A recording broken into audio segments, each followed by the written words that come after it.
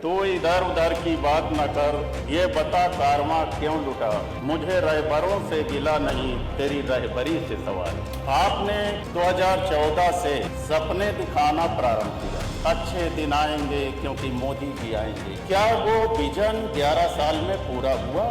Double engine की सरकार है, आज तक तो पूरा नहीं हुआ मान्य। तो ये लोग सपनों के सौदागर, शायद इनको पता नहीं है कि दलित, पिछड़े, आदिवासी, अल्पसंख्यक आज इतना प्रताड़ित हैं और वो अपनी भूल स्वीकार कर रहे हैं कि अब दोबारा इनको मौका देने का काम हम लोग नहीं करेंगे। तो ना नौमन तेल होगा, ना राधा नाचेंगे। ये आपके मुंगेरी लाल के हसीन सपने हैं। ये हिंदू हिंदू की बात करते हैं। हिंदू धर्म इतना अच्छा होता कि मेरे बस में नहीं था कि मैं हिंदू धर्म में न पैदा हूँ, लेकिन मेरे बस में है कि मैं हिंदू धर्म में मरूंगा नहीं। जो है किसी को मछली पालन का मंत्री, किसी को पिछड़े को पशु पालन का मंत्री, किसी को पंचायत का मंत्री और किसी को कहा कि बाढ़ माफ का मंत्री।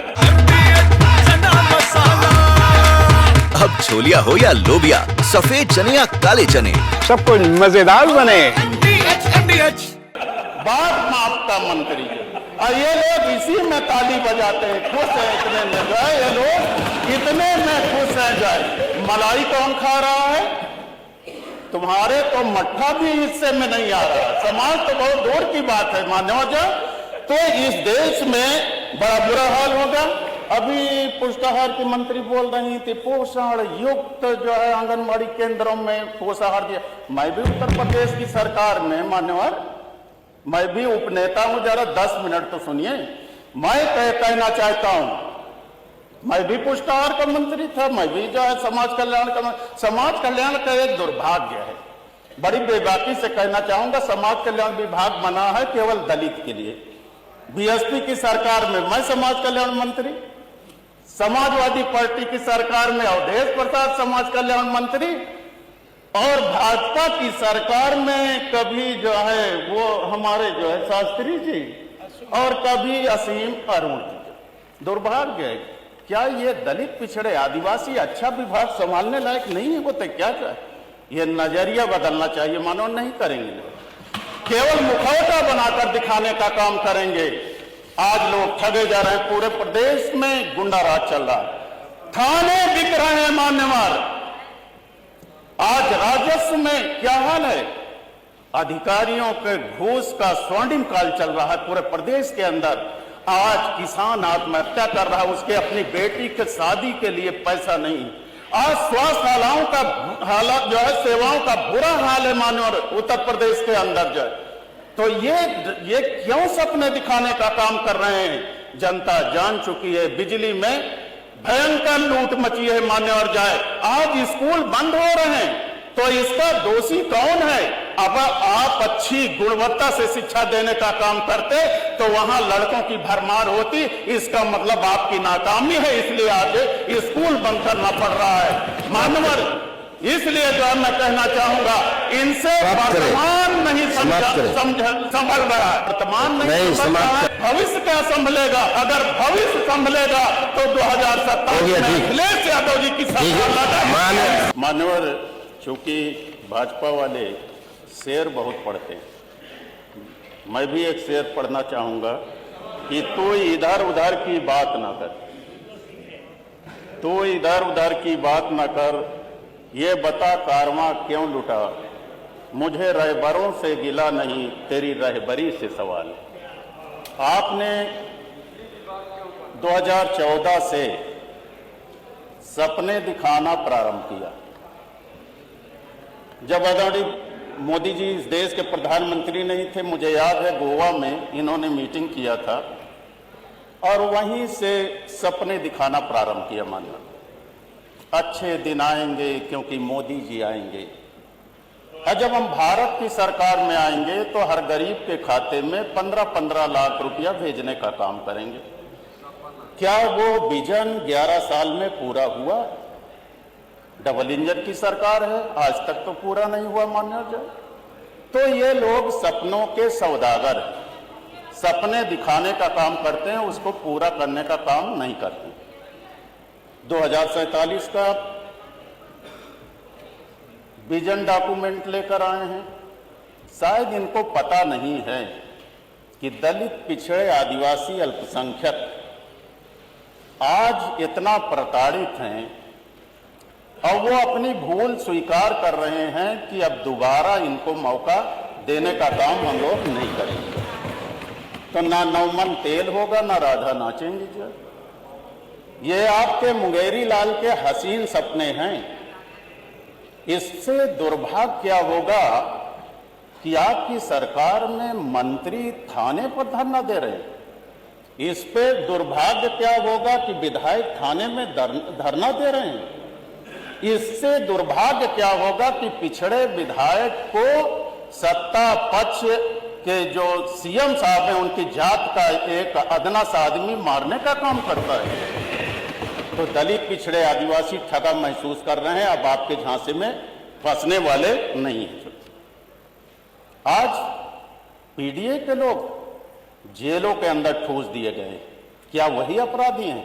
हमारे राष्ट्रीय नेता आदरणीय अखिलेश यादव जी ने बार बार कहा, लगातार कह रहे हैं कि कौन यहां पर गुंडा है, टॉप 10 की सूची जारी करो, लेकिन सरकार ने आज तक टॉप 10 की सूची जारी करने का काम नहीं किया।